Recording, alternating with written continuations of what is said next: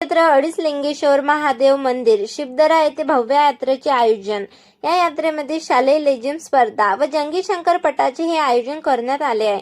15 February रविवार रोजी सकाळी 6 वाजता गावातील मानकर यांच्या हस्ते होणार असून सकाळी 8 ते 9 शिवलीला ग्रंथाचे पारायण होईल।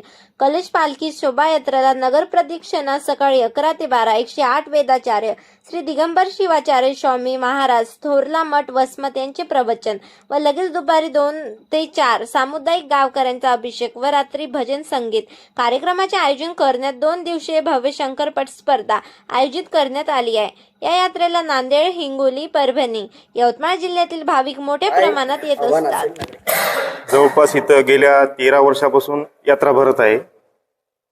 जवळपास परिसरातील वारंगा ते इकडे हिंगोली, नांदेड, परभणी, यवतमाळ परिसरातील बरेच लोक इथे येत आहेत आणि लांबून लांबून शंकरपटाच्या जोड्या येत आहेत। उद्यापासून 4 दिवसाचा जत्रेचा कार्यक्रम आहे। परिसरातील सर्व लोकांनी या जत्रेचा येऊन अवश्य लाभ घ्यावा।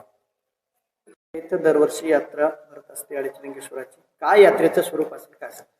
दरवर्षीप्रमाणे याही वर्षी उद्या दिनांक 15/2/2026 उद्या महाशिवरात्रीनिमित्त भव्य यात्रेचं आयोजन केले आहे। उद्या सकाळी ठीक 6 वाजता मानकरी हस्ते अभिषेक होते।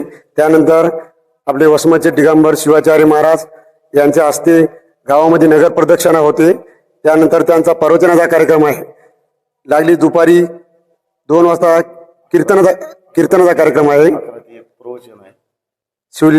दिगंबर शिवाचार्य महाराज यांचा प्रवचनाचा कार्यक्रम आहे। दुपारी ठीक 11 ते 1 आहे। नंतर कीर्तनाचा कार्यक्रम आहे 2 ते 4। ब्रह्मानंद महाराज सुकळी यांचा कीर्तनाचा कार्यक्रम आहे। त्यानंतर परवाच्या दिवशी म्हणजे सोमवारच्याला लेझिम स्पर्धा आहे, शालेय लेझिम स्पर्धा, त्यानंतर महाप्रसाद आहे। नंतर 2 दिवस 17 आणि 18 तारखेला जंगी शंकरपटाचा सामना होणार आहे। अशी आमची यात्रेची रूपरेषा आहे।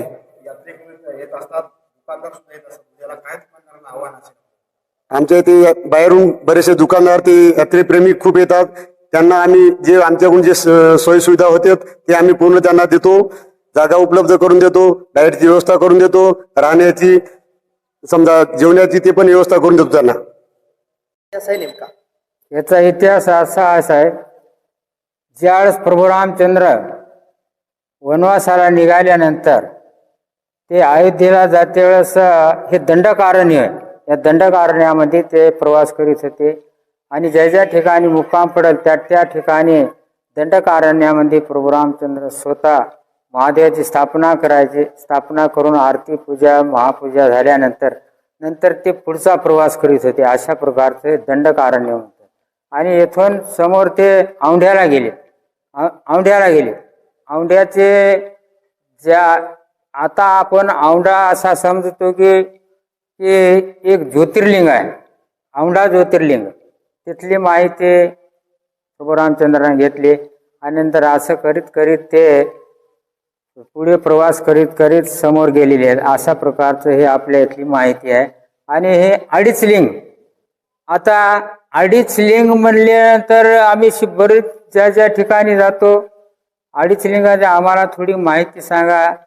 संत महात्मे असतात, अभ्यासू माणसं असतात, ते आम्हाला काही माहीतच नाही म्हणतात। पण अशी काही जागी अडीच लिंगाची माहिती मिळाली। सार्वभौम असा असणारा परमात्मा, या परमात्म्याविषयी भेद नाही। काही देवाविषयी भेद होय, पण येथे भेद नाही। जसं आता ते थोडं आपल्या विज्ञानामध्ये आले। विज्ञानामध्ये म्हणजे कोणते तुम्हाला सांगतो, ज्याला व्याकरण म्हणतात, व्याकरणामध्ये जाती किती आता?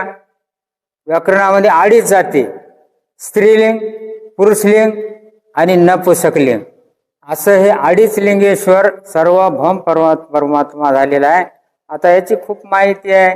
अशा प्रकारचं या ठिकाणी सार्वभौम इथं भेदच नाही। तुका म्हणे भेदाभेद गेला वाद खंडोने। प्रत्येकाला वाटलं पाहिजे की हे मंदिर माझंच होय, हे मंदिर माझंच होय। काही ठिकाणी भेद असते, पण इथं भेद नाही साहेब। अशा प्रकारचं हे 2.5 लिंगेश्वर आहे।